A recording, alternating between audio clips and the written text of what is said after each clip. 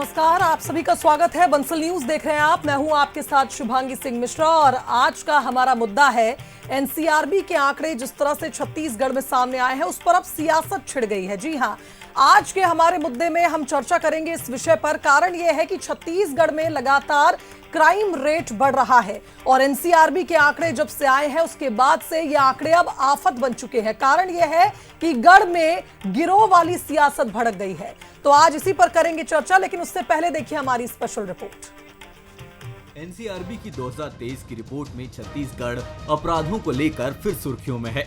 Report के मुताबिक वरिष्ठ नागरिकों की हत्या के मामलों में छत्तीसगढ़ देश में चौथे स्थान पर है। औसतन हर महीने 6 बुजुर्गों की हत्या होती है। अब जब आंकड़े आए तो सियासत होना तय था। बीजेपी ने कहा कि लूट और भ्रष्टाचार में कांग्रेस की सरकार ने चड्डी बनियान गिरोह को भी पीछे छोड़ दिया है। बीजेपी महामंत्री नवीन मार्कंडे ने साफ कहा कि 2020 से 2023 तक का डेटा कांग्रेस सरकार के कार्यकाल का है। वहीं डिप्टी सीएम विजय शर्मा ने भी कांग्रेस पर अपराधों की पटकथा लिखने का आरोप लगाया। कुल मिलाकर बीजेपी का सीधा आरोप है कि कांग्रेस ने सत्ता को गिरोह की राजनीति बना दिया। कांग्रेस के विधायक और उनके जो कार्यकर्ता है सभी प्रकार के संयुक्त एक सोची समझी साजिश के तहत छत्तीसगढ़ में ये आपराधिक गिरोह के रूप में जिस तरह से चड्डी बनियान गिरोह काम करता है उसी तरह से ये गिरोह बनाकर काम कर रहा है। जब घटनाएं कहती हैं कथा, जब आंकड़े कहते हैं विषय को, जब होने वाली बातों में के पीछे दस्तावेजी प्रमाण होते हैं, जब न्यायालय उस पर अपना रुख स्पष्ट करता है, तब आप उस विषय को क्या कहें? तब तो स्वीकार करना ही होता है। बीजेपी ने हमला बोला तो कांग्रेस भी कहां पीछे रहने वाली थी। पूर्व विधायक विकास उपाध्याय ने कहा कि बीजेपी खुद हाफ पैंट पार्टी है, लाठी डंडे के दम पर जनता को डराने वाली पार्टी है। कांग्रेस का कहना है कि बीजेपी सरकार मुद्दों से भटकाने के लिए चड्डी बनियान बनाम हाफ पैंट की बहस खड़ी कर रही है।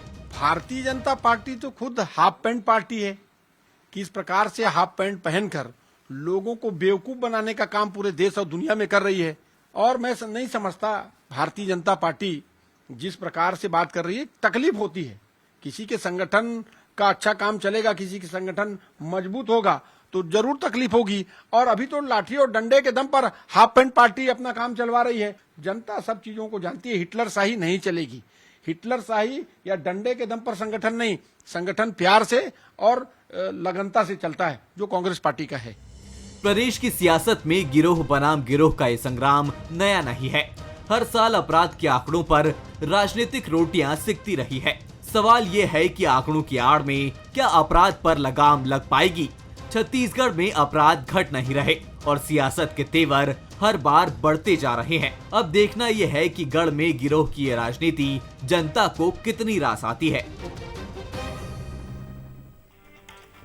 तो देखिए, एनसीआरबी की 2023 की रिपोर्ट तो अब चर्चा का विषय छत्तीसगढ़ में बन चुकी है और अपराधों को लेकर एक बार फिर सियासत शुरू हो गई है। लेकिन इस पर बंसल न्यूज के कुछ सुलगते सवाल हैं। सबसे पहला सवाल तो यही कि छत्तीसगढ़ में अपराध पर चर्चा चड्डी बनाम हाफ पैंट तक क्यों सीमित रही है? क्या अपराध के आंकड़े भी अब वोट बैंक का हथियार बनकर रह गए हैं? और तीसरा सवाल यह है कि गढ़ में गिरोह की सियासत प्रदेश की जनता को सुरक्षा का भरोसा दे पाएगी क्या? आज इन्हीं सवालों के इर्द गिर्द रहेगी हमारी चर्चा। उससे पहले मिलिए हमारे आज के मेहमानों से। बीजेपी के प्रदेश प्रवक्ता केएस चौहान जी हमारे साथ इस डिबेट में जुड़ रहे हैं। चौहान साहब, स्वागत है आपका। कांग्रेस के वरिष्ठ प्रवक्ता सुरेंद्र वर्मा जी हमारे साथ जुड़ रहे हैं। वर्मा जी, आपका भी स्वागत है। और वरिष्ठ पत्रकार के शर्मा जी भी हमें इस चर्चा में अपना पक्ष रखते नजर आएंगे। और के शर्मा जी, चूंकि अब सवाल यही है कि एनसीआरबी के आंकड़े तो सामने आ गए हैं, 2023 के ये आंकड़े हैं, लेकिन बात यही है कि चाहे बीजेपी की सरकार रही हो या इससे पहले कांग्रेस की सरकार रही हो, क्राइम तो दोनों सरकारों में हुआ है। ऐसा तो है नहीं कि क्राइम रेट आज कम हो गया हो या पहले बहुत ज्यादा था। क्राइम रेट या क्राइम के जो आंकड़े हैं वो तो लगातार बढ़ रहे हैं।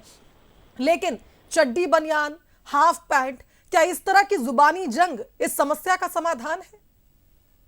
बिल्कुल नहीं शुभांगी जी, देखिए एनसीआरबी की रिपोर्ट का मतलब ये होता है कि किस राज्य के में किस प्रकार के अपराध की प्रवृत्ति है और उसको किस ढंग से रोका जा सकता है। लगातार आप देखेंगे छत्तीसगढ़ में बलात्कार के मामले में या बुजुर्गों की हत्या के मामले में या लड़कियों के अपहरण के मामले में इस तरह से जो ग्राफ लगातार बढ़ रहा है, सरकार किसी की रहे उसको आप किस ढंग से नियंत्रित कर सकते हैं आने वाले वर्षों में। 2023 का जो आंकड़ा है वो सरकार भले ही कांग्रेस की रही हो, लेकिन उसके बाद भाजपा की सरकार आएगी, ये तो कम करने के लिए उसके लिए आप क्या उपाय करेंगे? अभी जो आंकड़े सामने आ गए उसके बाद ये जो आरोप प्रत्यारोप है कांग्रेस भाजपा की ओर से, अब हाफ पैंट मतलब क्या होता है? क्या आरएसएस को टारगेट कर रहे हैं या चड्डी बनियान गिरोह? छत्तीसगढ़ में बहुत दशकों पहले सुनाई देता था कि कोई चड्डी बनियान गिरोह जो रेलवे के आसपास के कॉलोनियों में आउटर इलाके में जाके इस प्रकार से यह डकैती करते हैं, लेकिन अभी ये स्थिति नहीं है। छत्तीसगढ़ में जो अपराध हो रहा है राजनीतिक संरक्षण है क्या, ये एक बड़ा सवाल है। जैसे बलौदा बाजार का मामले की बात करें, सूरजपुर का मामले के कारण बीरनपुर की रिपोर्ट आ गई है,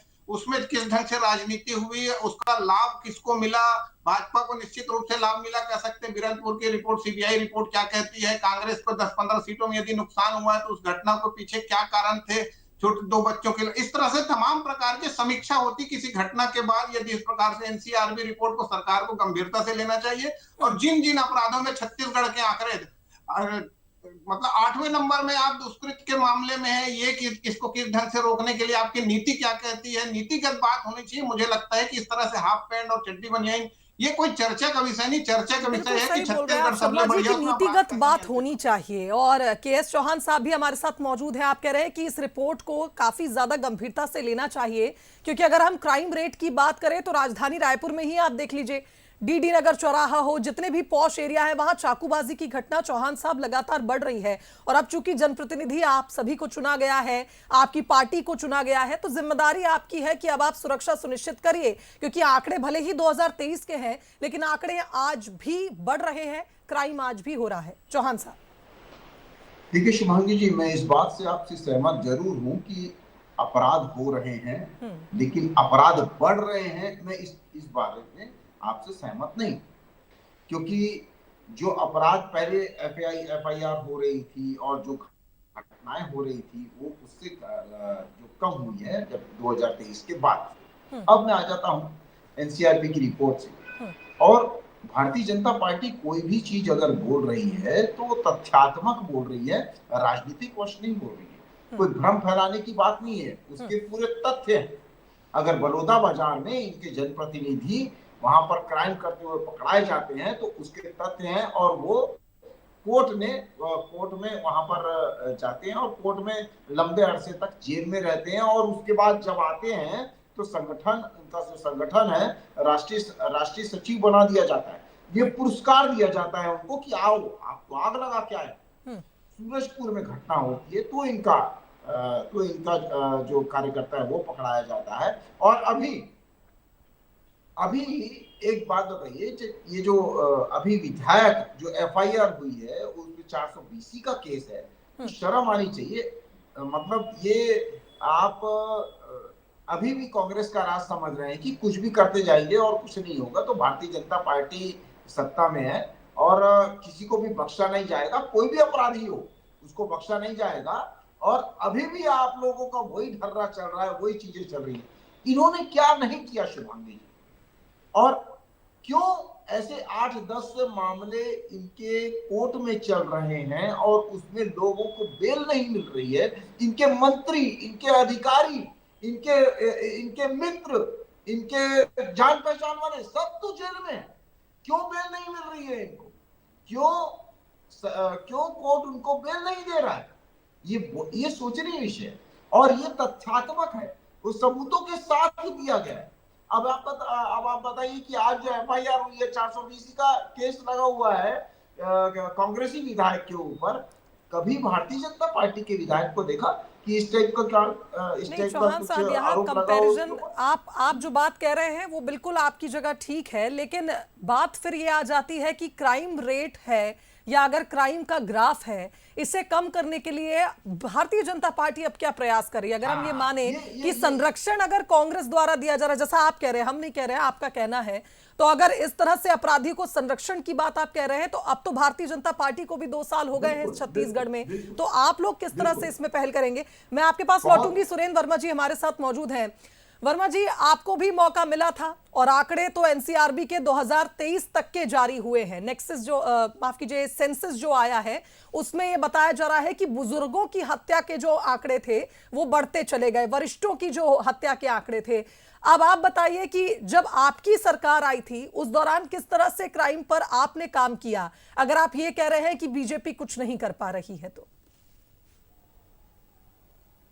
शुभांगी जी, हमारी सरकार थी 2018 से 2023 के बीच कोई भी अपराधी पुलिस की गिरफ्त से बाहर नहीं रहा। निश्चित तौर पर बुजुर्गों की जो हत्या है बेहद चिंता का विषय है, नहीं होनी चाहिए। अपराध का घटित होना एक बात है और अपराध घटित होने के बाद प्रशासन की सक्रियता, उसकी जागरूकता, उसका प्रमाण है कि कोई भी आरोपी जो है गिरफ्त से बाहर नहीं रहा। आपने एक बहुत अच्छा सवाल किया था कि दोनों सरकारों के क्राइम रेट में क्या फर्क है। गृह राज्य सूची का विषय है शुभांगी जी। राज्य सूची के विषय पर राज्य के गृह मंत्री, आपको एक रिपोर्ट दिखा रहा हूं, पिछले 1.25 साल से छत्तीसगढ़ में भाजपा की सरकार है और केंद्र में 11 साल से इनकी सरकार है। जो एनसीआरबी का आंकड़ा है वो 2023 का है। विधानसभा में जो लिखित जवाब में जो है, बजट सत्र था फरवरी अभी, उसमें पूर्व मंत्री उमेश पटेल जी ने इस सरकार से पूछा और प्रदेश के गृह मंत्री विजय शर्मा जो डिप्टी सीएम है, उनका ये लिखित जवाब आया है। इसमें मैं वर्गवार बताता हूं आपको। जो हत्या के मामले हैं, आप तो वरिष्ठ पत्रकार हैं, महिला भी हैं, महिलाओं के प्रति संवेदनशीलता होनी चाहिए। 2023 जिस एनसीआरबी का रिपोर्ट का जिक्र हो रहा है, दुष्कर्म के मामले छत्तीसगढ़ में 1171 थे और विधानसभा में गृह मंत्री का, प्रदेश के गृह मंत्री का भारतीय जनता पार्टी की सरकार में 1 जनवरी 24 से 1 जनवरी 25 के बीच में दुष्कर्म के मामलों में 3 गुना वृद्धि हुई है। 3191, मतलब हर 3 घंटे में छत्तीसगढ़ की एक बच्ची, एक महिला दुष्कर्म का शिकार हो रही है। चौहान साहब, मैं आऊंगी आपके पास, आप ही जवाब दीजिएगा। जिम्मेदारी से आपके चैनल में ये आंकड़े कहां से आ रहे हैं? अपने समय में बोलिएगा, अपने समय में बोलिएगा। चौहान साहब और सुरेंद्र जी, मैं खेद व्यक्त करता हूं। विधानसभा, मेरे को आप ये बताइए कि ये आंकड़े कहां से ला? अरे शर्म करो, शर्म करो। एक बलात्कार के आरोपी को भारतीय जनता पार्टी युवा मोर्चा का अध्यक्ष बनाए, एक नाबालिग बच्ची सबसे पहले आरोपी को पास्को के सुरेंद्र जी और चौहान साहब, ऐसे कुछ समझ में नहीं आएगा और ना इस तरह से चिल्लाने से आंकड़ों पे कोई असर पड़ेगा। मुझे लगता है आप दोनों पहले शांत हो जाइए। ऑडियो डाउन करिए इनका। देखिए, हम यहाँ बहस करने नहीं, चर्चा करने बैठे। आप इस बात की गरिमा को समझिए। चौहान साहब, सुरेंद्र जी, आपसे आग्रह करती हूँ, शांत हो जाइए, शांत हो जाइए, एक एक करके अपनी बात रखिए। ऐसे जनता को कुछ सुनाई नहीं देगा। झूठी बात बोल रहे हैं शुभांगी जी, और बहुत गंभीर विषय है। चौहान साहब, मैं आऊंगी आपके पास, आप अपनी बात रखिएगा। सुरेंद्र जी, ऐसा बात नहीं होगी। चौहान साहब, मैं आऊंगी आपके पास। सुरेंद्र जी लड़िए मत, आप बात इनका ऑडियो डाउन करिए, इनका ऑडियो डाउन करिए, ऐसे बात नहीं होगी। या तो दिखाइए, चलिए, मुझे लगता है आप दोनों अभी नहीं शांत होने वाले हैं। शर्मा जी, के शर्मा जी हमारे साथ मौजूद है। शर्मा जी, आप देख सकते हैं एक बार फिर अखाड़ा में तब्दील हो गई हमारी ये चर्चा। कारण यह है कि फिर यही आरोप कि आंकड़े कहां से आए, आप कहां से लाए। आंकड़ों की ये जो है ना कश्मकश, इसमें उलझकर क्या हम इस समस्या का समाधान ढूंढ पाएंगे? फिर चाहे महिलाओं के खिलाफ अपराध हो, बच्चों के खिलाफ अपराध हो, दुष्कर्म हो, या फिर जितने भी तरह के क्राइम होते हैं। बुजुर्गों की हत्या एक विषय नहीं है, अन्य विषय भी है साथ में उनके।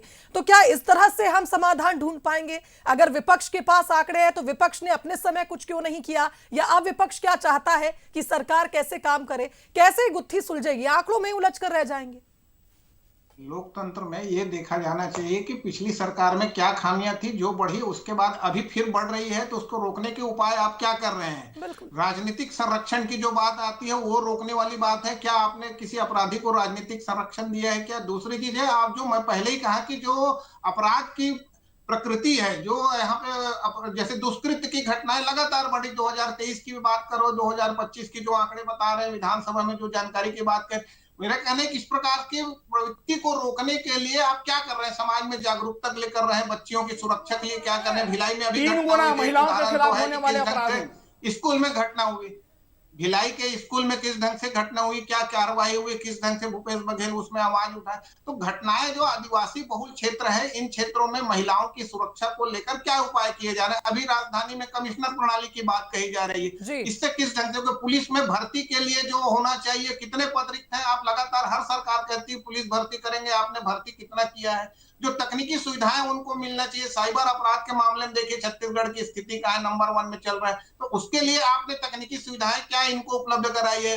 जो पुलिस में इतनी कमी है कि साप्ताहिक छुट्टी की बात 5 साल से चलती रही है कि इनको हम छुट्टी देंगे सप्ताह में 1 दिन, वो छुट्टी नहीं मिल पा रही है। तो तमाम प्रकार के जो आपके अपराध, कानून व्यवस्था और अपराध नियंत्रण, क्या इसको 2 अलग अलग करके 2 अलग अलग विंग तैयार कर सकते हैं कि अपराध नियंत्रण का काम और अपराधों का राजनीतिकरण नहीं होना चाहिए कि आपके वक्त हुआ था तब आपने कुछ नहीं किया। समस्या आज की है, वर्तमान की भी समस्या है, उसका समाधान तो निकलना चाहिए ना। सुरेंद्र वर्मा जी कहिए क्या कह रहे हैं आप, फिर मैं चौहान साहब के पास जाऊंगी। शुभांगी जी, बहुत महत्वपूर्ण विषय है, संवेदनशीलता से चर्चा होनी चाहिए। ये राजनीति का विषय नहीं है, अपराधी किसी राजनीतिक दल से संबंधित नहीं होना चाहिए, राजनीतिक संरक्षण नहीं मिलना चाहिए। लेकिन इस सरकार का जो चरित्र है वो शुतुरमुर्ग की तरह है। लगातार देखिए ऐसे मामले आए हैं जो छत्तीसगढ़ की संस्कृति कभी नहीं रही। अब ये बलौदा का जिक्र कर रहे थे, अमर गुफा में जय स्तंभ काटा गया तो उस पीएचई ठेकेदार अजगले को किसका संरक्षण है। भारतीय जनता पार्टी के जिलाध्यक्ष सनम जांगड़ की क्या भूमिका थी। नागपुर से सैकड़ों गाड़ियां आई थी जो सरकारी गेस्ट हाउस में रोके गए थे, क्या कार्रवाई हुई उन पर। तो ये पीड़ित को प्रताड़ित करने का जो चरित्र है भाजपा का, इसी के चलते जनता का विश्वास प्रशासन से पूरी तरह से उठ चुका है। इसीलिए भीड़ न्याय करने निकल जा रही है। लोहारीडी में क्या हुआ, शिव प्रकाश जो कचरू साहू है उसको मार के लटका दिया गया और प्रशासन ये बताने में जुटी रही कि वो आत्महत्या है। चलिए चौहान साहब इसका जवाब देंगे। सुरेंद्र जी मुझे लगता है फिर सवाल ज्यादा हो जाएंगे, आपको पूरे जवाब नहीं मिल पाएंगे। चौहान साहब को जवाब ना, ये तो शुरुआत है। इस सरकार का जो चरित्र है, ये तो युवा मोर्चा के प्रदेश अध्यक्ष बनाए जो नाबालिग है, दुष्कर्म का आरोपी है। भारतीय जनता पार्टी के संरक्षण में लगातार डीपीएस का मामला। वर्मा जी अब चौहान साहब से जवाब भी ले लीजिए ना। आप आरोप लगा रहे हैं तो उसका जवाब भी उनसे मांगा जाएगा। यौन शोषण हुआ, चले ठीक है चौहान साहब। सुरेंद्र जी मैं आऊंगी आपके पास, मैंने सुनी आपकी बात, पहले जवाब ले लीजिए चौहान साहब से। जी चौहान जी, जो देवेंद्र यादव इनके जनप्रतिनिधि हैं, कांग्रेस के विधायक हैं, वो आरोपी हैं बलौदा बाजार के अग्निकांड में। और उसके बाद वो जब जेल से छूटते हैं उनको राष्ट्रीय सचिव बना दिया जाता है कांग्रेस पार्टी का। ये उनको पुरस्कार दिया जाता है, ये इनकी रीति नीति है और इसके हिसाब से ही काम करते हैं ये लोग। जितना बड़ा अपराधी उतने बड़े पद। ये कर्म के आरोपी को युवा मोर्चा का प्रदेश अध्यक्ष बनाया गया है। वर्मा जी सुन लीजिए, आप जवाब सुनेंगे नहीं तो फिर अगला सवाल कैसे करेंगे। सुरेंद्र जी वो गलत ये जवाब है, ये आरोप है, आरोप जो सरकार में बैठे हैं बेशर्मी से विपक्ष पे आरोप लगाते हैं, ये जवाब है इनका। ये बताए क्या मजबूरी है।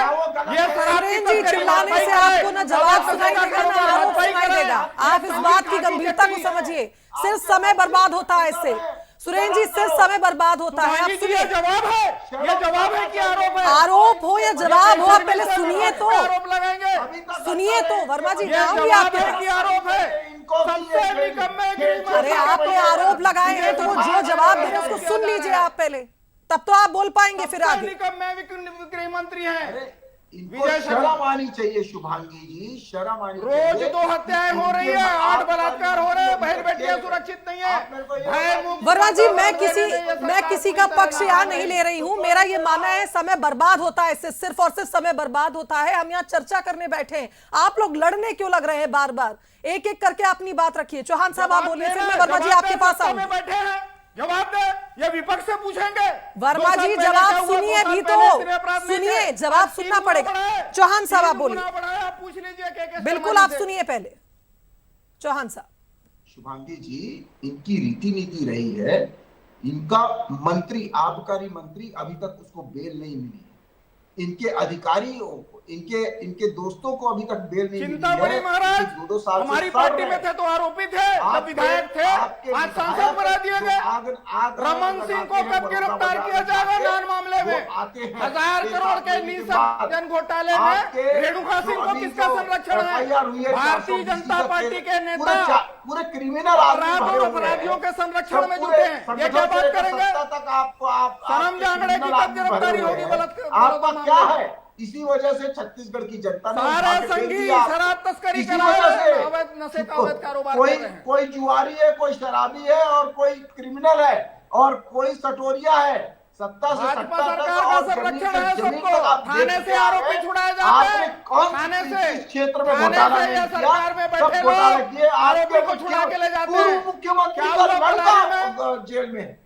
पूर्व मुख्यमंत्री का लड़का जेल में है। आपके भाजपा के संरक्षण में गृहमंत्री फोन करते हैं, टीआई मुझे लगता है इस तरह से ना समाधान निकलेगा, ना कोई ऐसी सार्थक चर्चा हो पाएगी जिससे इस बात की गंभीरता को समझा जाए कि छत्तीसगढ़ आपका भी है चौहान साहब, छत्तीसगढ़ आपका भी है सुरेंद्र वर्मा जी, ये छत्तीसगढ़ आप सभी का है। और उस छत्तीसगढ़ में अगर क्राइम बढ़ रहा है तो ना सिर्फ पक्ष इस पर करेगा एक्शन, विपक्ष, एक मजबूत विपक्ष एक सही राय तो दे सकता है। आंकड़े तो सभी के पास है, हम दिन भर बैठकर इस पे बहस कर सकते हैं, लेकिन समाधान पर हम बहस क्यों नहीं करते हैं? अगर संरक्षण की बात अभी आपने कही, कोई किसी का राजनीतिक पार्टी का संरक्षण नहीं होता तो फिर आरोप संरक्षण के क्यों है? के शर्मा जी। शुभांगी जी, एक महत्वपूर्ण बात है कि कांग्रेस सरकार ने अपराध नियंत्रण के लिए क्या उपाय किए, जुर्म दर्ज होने के रेशियो को देखिए और सजा मिलने के रेशियो। उसी तरह भाजपा शासन के, मैंने पहले ही कहा कि राज्य में जो पिछला आंकड़ा मिला उसके आधार पे अभी आप उसमें क्या सुधार करते हैं?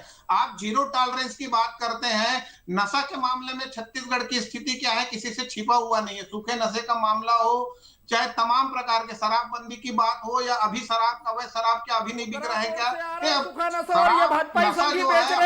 बड़ा जड़ है, इसको समाप्त करने के लिए सरकार को कड़े कदम उठाना चाहिए। और आज की सरकार जिम्मेदार है, क्योंकि आपको मतदान के माध्यम से महिलाओं ने महतारी वंदन कहते हैं आप, तो उसके माध्यम से आपकी सरकार बनी है। तो महिलाओं की सुरक्षा को लेकर के, बच्चों की सुरक्षा को लेकर के और ये तमाम नशे को लेकर, ये जो कारण है प्रमुख, इसको रोकने के लिए आप किस ढंग से उपाय करते हैं जनता देख रही है। क्योंकि सरकार जीरो टॉलरेंस को लेकर सत्ता में आई है, तो जिम्मेदारी तो फिलहाल भाजपा की है। आपके पास आंकड़े हैं पिछले, जिसके आधार पर आप उसमें सुधार कर सकते हैं। बिल्कुल, हमारे पास इतिहास बिल्कुल। चौहान साहब बोलिए। जिम्मेदारी हमारी है, जिम्मेदार हम बना दिए ये निकम्मी सरकार। सुरेंद्र जी, आप फिर बीच में बोलेंगे तो कैसे मैं सुनूंगी आप दोनों को? सभी नेता सभी बेल में है, नहीं तो जेल में है आपके।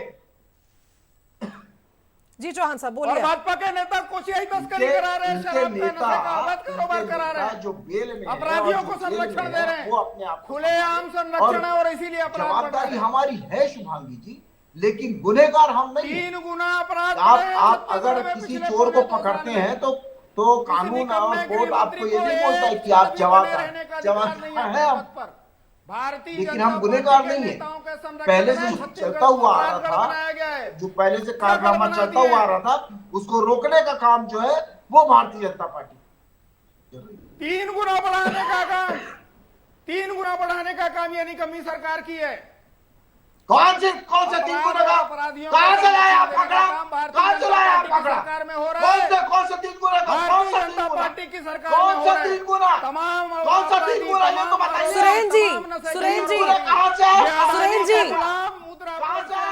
सुरेंद्र जी आधार बताइए फिर। आप आंकड़े बता रहे, 3 गुना बोल दिया आपने, बड़ी बात कह दी है सुरेंद्र जी। कहिए सुरेंद्र जी, 3 गुना अपराध अगर बढ़े हैं तो फिर आंकड़े का आधार भी होगा। सुरेंद्र जी आप बताओ।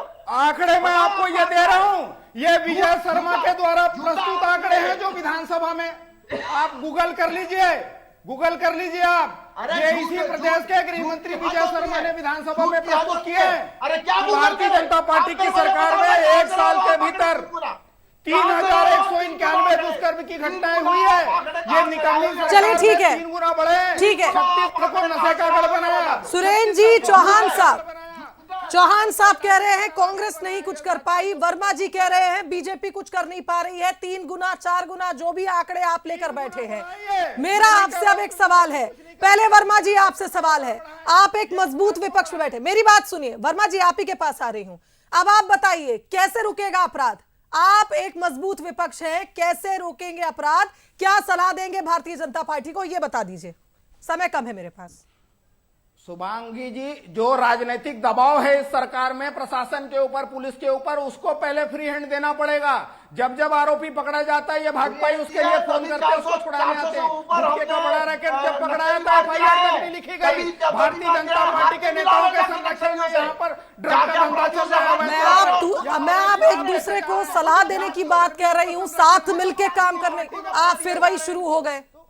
खुद अपराधी हो।